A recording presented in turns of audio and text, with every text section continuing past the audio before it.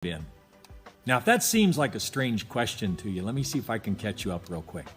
In the last couple talks, we have considered Jesus' call to some men to be his apprentices. Matthew, the gospel writer, records it like this.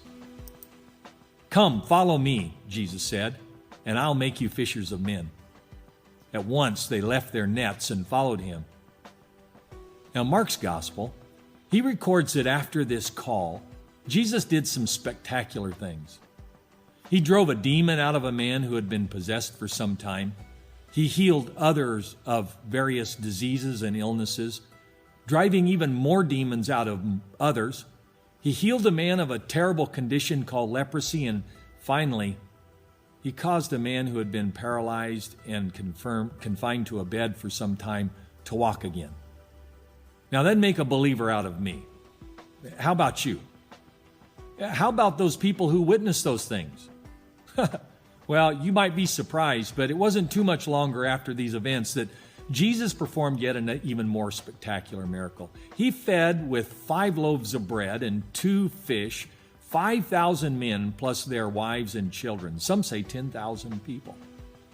Now, you would think after seeing something like that, everyone would have believed, right? But what we learn is that seeing is not really believing.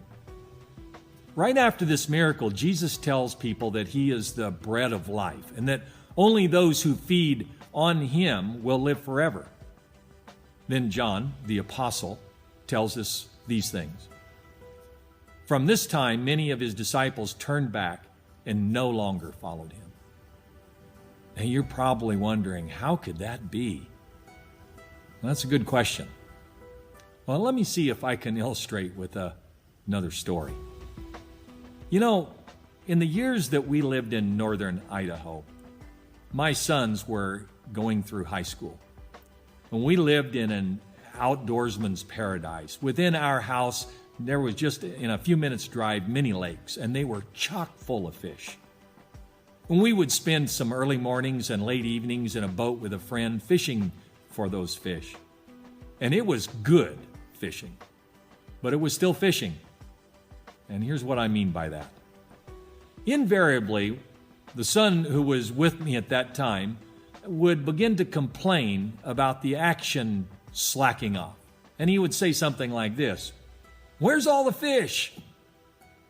At that, our good friend Chester would usually reply to my son, "Well, son, that's why it's called fishing and not catching."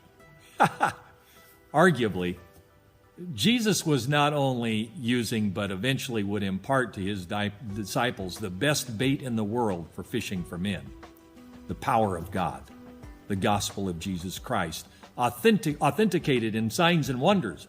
But it was still fishing for people and not catching them. But they kept fishing. How about you? Are you fishing for people? Or have you simply lost interest, hung up the gospel, and went off after other pursuits? You see, Jesus went to the cross and through the tomb so that we would become fishers of people. Don't you think we owe it to him to pick up the fishing rod, to pick up the gospel, to take up the gospel, and to get back after it, even if the action has slowed down a little bit? I honestly don't think there is anything better than a day of fishing with Jesus. I hope you find that that is the best in life as well. God bless you, my friends, as we continue on the road to Resurrection Sunday and celebrate the power of God in our own lives. I hope to see you this Sunday and hope that you have a great week to come.